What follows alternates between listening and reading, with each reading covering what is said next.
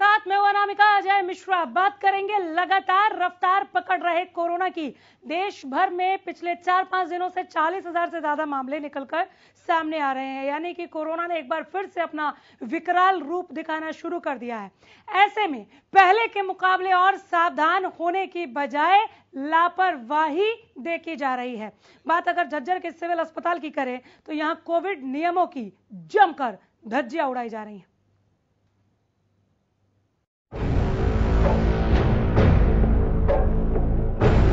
ये तस्वीरें झज्जर के सिविल अस्पताल की है, जहां कोरोना वैक्सीन लगाने आए लोगों के लिए ना कोई व्यवस्था है और ना ही यहां पर कोरोना के नियमों का पालन हो रहा है। लोग लंबी लंबी कतारें लगाकर अपनी बारी का इंतजार कर रहे हैं। इस दौरान ना तो सोशल डिस्टेंसिंग का पालन किया जा रहा है और ना ही मास्क का प्रॉपर तरीके से इस्तेमाल हो रहा है। कुछ लोग मास्क लगाकर लाइन में जरूर खड़े हैं, लेकिन वो भी आधा अधूरा। यही नहीं, कुछ लोग तो ऐसे भी हैं जो कैमरा देखकर मुंह छुपाते नजर आए। वैक्सीन सेंटर इसलिए बनाए गए हैं ताकि लोग यहां आकर वैक्सीन लगवा सकें और कोरोना जैसी महामारी को हरा सकें, लेकिन झज्जर के सिविल अस्पताल में प्रशासन के नियमों की धज्जियां उड़ती दिखी। कहीं वैक्सीनेशन सेंटर से ही कोरोना ब्लास्ट न हो जाए, इसका खतरा भी बना हुआ है। सुबह 3 बजे से ही प्रवासी मजदूरों की सिविल अस्पताल में लंबी लंबी कतारें देखने को मिलती हैं।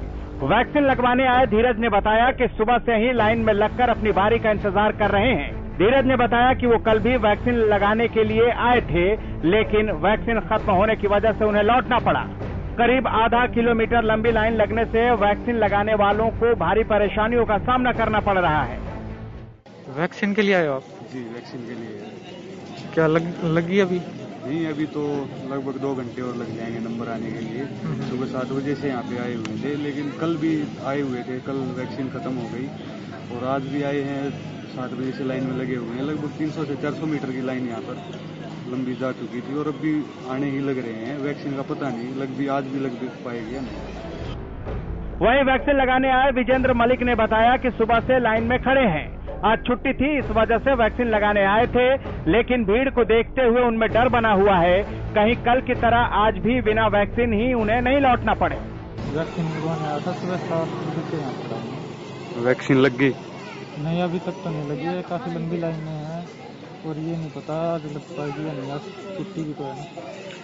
किन किन कारणों का सामना करना पड़ रहा, परेशानियों का आपको? धूप है बहुत ज्यादा और गर्मी का टाइम है। पानी भी नहीं है। अगर पानी पीना चाहो तो पानी के लिए भी बाहर जाना पड़ता है, हॉस्पिटल के बाहर।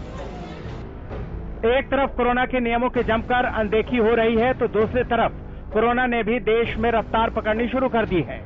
हालत यह है कि पिछले 5 दिनों से देश में लगातार 40,000 से ज्यादा मामले सामने आ रहे हैं। आइए एक नजर डालते हैं पिछले 24 घंटे में देश में बढ़ते कोरोना की स्थिति पर। लगातार 5 दिन से 40,000 से ज्यादा नए केस सामने आ रहे हैं। बीते 24 घंटे में 42,909 नए कोरोना के केस मिले हैं।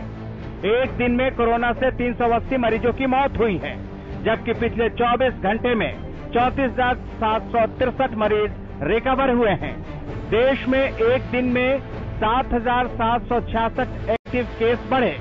देश में 3,76,324 एक्टिव केस है। अभी कुल केस 3,19,23,000 के पार है। अब तक 3,19,23,000 लोग ठीक हो चुके हैं। 4,38,210 मरीजों की अब तक कोरोना की वजह से मौत हो चुकी है। 63,43,81,000 का वैक्सीनेशन हो चुका है। बीते रोज 31,14,000 टीके लगाए गए हैं। अब तक कुल 52,01,00,000 कोरोना टेस्ट हो चुके हैं। तीसरी लहर की आशंका के बीच जिस तरह से देश में कोरोना रफ्तार पकड़ रही है और जिस तरह से प्रदेश में कोरोना के नियमों की धज्जियां उड़ाई जा रही हैं, अगर दोनों पर जल्द लगाम नहीं लगा तो तीसरी लहर को आने से रोकना कहीं मुश्किल न हो जाए। Bureau report, Haryana news. इस तरह की लापरवाही को हम इस वक्त बिल्कुल भी अफोर्ड नहीं कर सकते हैं और ऐसी अनदेखी होनी भी नहीं चाहिए। सतबीर चौधरी जो कि हेल्थ एक्सपर्ट है, इस वक्त हमारे साथ सीधे जुड़े हैं ज्यादा बातचीत के लिए। चौधरी जी नमस्कार, बहुत स्वागत है हरियाणा न्यूज पर। नमस्कार अनामिका जी, आपका बहुत बहुत धन्यवाद। आपने बहुत अच्छा टॉपिक चुना और मुबारक आपको, आपने बहुत अच्छा उस पर इंट्रोडक्शन दिया, थोड़ा डिटेल दिया, ब्रीफ दिया। दूसरा, जन्माष्टमी की आपको और सभी जो सर आपको भी बहुत बहुत शुभकामनाएं जन्माष्टमी की। टॉपिक अच्छा चुनने से ज्यादा अच्छा हमें तब लगता है जब लोग अभी भी सावधान रहते। दूसरी लहर से हरियाणा भी बहुत तेजी के साथ उभरा, लेकिन लोगों ने उतनी ही तेजी के साथ लापरवाही को भी अपनाना शुरू कर दिया है, जो कि गलत है। बिल्कुल बिल्कुल बिल्कुल ठीक बात है। मैं 2-3 बातें बताऊंगा। सबसे पहले तो क्योंकि वैक्सीनेशन की अभी बात हो रही थी जी, सबसे पहले मैं वैक्सीनेशन ले लेता हूँ जी। देखो, इसमें कोई शक नहीं है कि भारत में वैक्सीनेशन सबसे पहले तक बहुत देशों से पहले था, और अब स्थिति उल्टी है।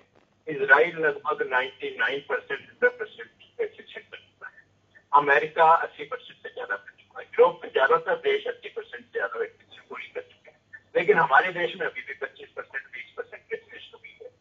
और युवा वर्ग जो बहुत इंपॉर्टेंट है, युवा वर्ग जो हमारा भविष्य है, या बच्चे जो हमारा भविष्य है, वो अभी तक एक्सपोज है। 25 साल का या 30 साल का या 35 साल का बच्चा अगर उसको कोरोना हो जाएगा तो आप देखो सारा परिवार उस पर निर्भर है, तो कितना नुकसान होगा। तो नंबर 1 तो वैक्सीनेशन तेज होनी चाहिए। नंबर 2, वैक्सीनेशन में जो अव्यवस्था है, ठीक है, अप्रैल में मई में जून में अव्यवस्था रही, केंद्र सरकार स्टेट से जिम्मेवारी डालती थी, स्टेट केंद्र पर जानते थे, कभी करते थे स्टेट भेज देगा, कभी करते थे राज्य भेज देगा, वो गलत बातचीत नहीं होनी चाहिए थी। लेकिन चलो अब निपट गई है, अच्छी बात है, केंद्र सरकार इसको खरीद के राज्यों को दे रहा है, लेकिन उसको स्पीड अप क्यों नहीं किया जाता? ये कहा जाता है कि 1 करोड़ या 1 लाख इंजेक्शन लग गए हैं, तो आप ये भी तो देखो ना देश कितना बड़ा है, आप उस हिसाब से। और एग्जैक्टली सेम पॉइंट पर मैं आपका ध्यान आकर्षित करना चाह रही थी जब आपने इजराइल अमेरिका से हमारी तुलना की। सर, और कंट्रीज से जब हम तुलना करते हैं तो हमें यह भी ध्यान में रखना नहीं चाहिए क्या कि हमारी आबादी उनसे कहीं ज्यादा है। निस्संदेह वैक्सीनेशन को रफ्तार देने की जरूरत है। नहीं, मैं आपकी इस बात को नहीं काट रही, हमें वैक्सीनेशन को रफ्तार देने की जरूरत है, लेकिन ये आप कह रहे हैं अच्छा लग रहा है सर सुनने में। आप एक हेल्थ एक्सपर्ट के तौर पे लोगों को और सरकार दोनों को हिदायत दे रहे हैं, समझा रहे हैं, लेकिन अगर बतौर आम पब्लिक, बतौर आम आदमी मैं ये मान के बैठ जाऊं कि वैक्सीनेशन ने रफ्तार नहीं पकड़ी तो मैं भी अगर लापरवाही बरत रही हूँ तो मैं कहाँ गलत हूँ? तो ये भी तो गलत है ना। नहीं, मैं उस दूसरे एक्सपेक्ट करता हूँ। पहले वैक्सीनेशन वाली बात थोड़ी पूरी। Sure sir. मैं आपको एक उदाहरण देता हूँ। सपोज मुझे आग लग गई, मेरे बदन पे आग लग गई जी, तो मैं पानी डालना चाहूंगा। बिल्कुल। तो पानी डालने के लिए कुट्टी पे जाऊंगा, कोई आस पड़ोस में जा रहा होगा, उसको कहूंगा वे पानी दे दे। और मौके की बात है, कोई आदमी बेचारा मिट्टी का तेल लेके जा रहा था, मैंने समझा इसमें पानी होगा, वो मैंने अपने ऊपर डाल दिया, ठीक, तो क्या होगा? नुकसान हो गया ना। तो अब वैक्सीनेशन में जो लंबी लंबी लाइनें लग रही है, लंबी लंबी कतार लग रही है, उसके लिए मैंने ये उदाहरण दिया है। लोग बीमारी से बचने के लिए पीएचसी में, सीएचसी में, अस्पताल में जाते हैं, और चंडीगढ़, पंचकुला जैसे बड़े शहर में जहाँ सभी एजुकेटेड है, आप जानते हैं, एसएमएस पढ़ते हैं, वहाँ पर मनी माजरा में, चंडीगढ़ में इतनी लंबी भीड़ लगती है। सेक्टर 12A में जैसे पंचकुला में वैक्सीनेशन होती है तो लंबी लंबी लाइन मिली है, भीड़ लगी हुई है। तो जा तो रहे हैं कि लोग बचने के लिए, लेकिन उल्टा बीमारी लेके आ जाएंगे तो क्या फायदा? बिल्कुल। तो ये अव्यवस्था तुरंत बंद होनी चाहिए। लोग ये कहते हैं कि सरकार ये कहती है कि प्रचार मीडियम नहीं है। प्रचार मीडियम क्यों नहीं है?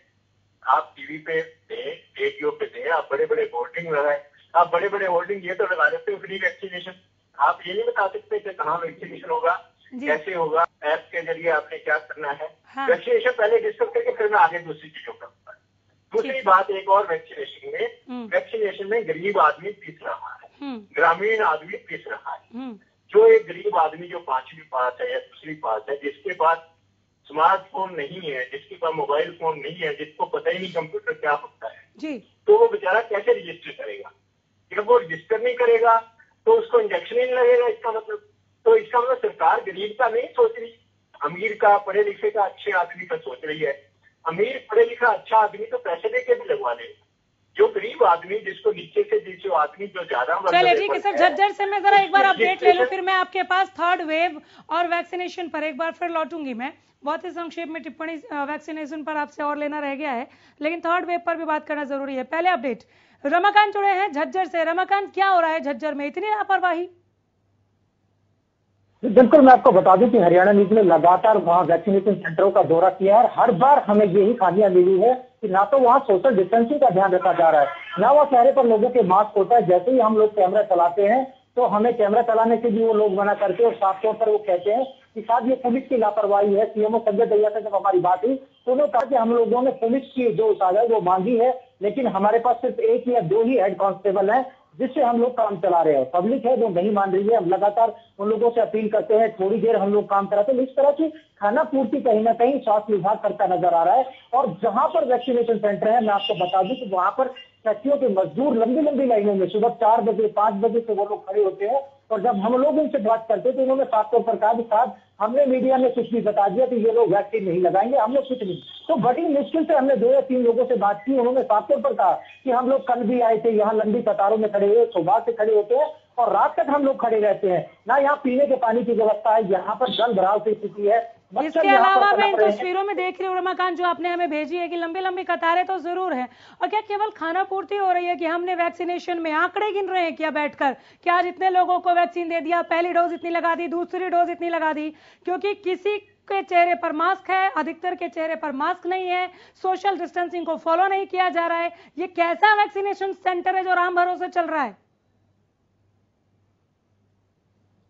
राम भरोसे चल रहा है और जहां पर पूरी तरह से लापरवाही बरती जा रही है। यहाँ पर अगर मैं आपको बता दूं, सोशल डिस्टेंसिंग के नाम पर सिर्फ खाना पूर्ति करते नजर आ रहे, एक के ऊपर एक सटा हुआ व्यक्ति खड़ा है। जैसे हम लोग बात करते हैं कि आपको पता नहीं है कि आप सेंटर पर सोशल डिस्टेंसिंग का ध्यान रखें, तो उन्होंने कहा कि साहब बहुत दूर तक लंबी लाइनें लगी है, हम कहाँ जाएं। और जब हम लोग इस बारे में अगर अधिकारियों से बात करते हैं तो वो कैमरे पर बैठ बोलने से बिल्कुल साफ मना कर देते हैं। वहां पर डॉक्टर्स हैं, हम डॉक्टर से लगातार पूछते रहे, साहब अगर यहाँ पर ही कोरोना वैक्सीन का जो टीका लगवाने आया, अगर यहीं से ही कोरोना कैरियर करके ले गए तो उसकी जिम्मेवारी किसकी होगी? इन लोगों की होगी, स्वास्थ्य विभाग की होगी, आप लोगों की होगी। तो कोई भी जवाब देने को तैयार नहीं है। हमें ही ज्ञान लगाते नजर आए कि साहब आप कैमरा बंद कर लो, और हम लोगों ने सोशल डिस्टेंसिंग का इन लोगों को बोल दिया है, ये लोग नहीं मान रहे हैं, इनकी भी जिम्मेवारी हो। इस तरह से वो बहाना मार, और आम पब्लिक तो हम लोग बात कर रहे हैं तो हम लोगों से बहुत आसान होता है, बहुत आसान होता है दूसरों के दामन पर छींटे लगाना या फिर दूसरों के ऊपर ही ठीकरा फोड़ देना और अपना पल्ला झाड़ लेना, जो कि यहाँ पर विभाग कर रहा है।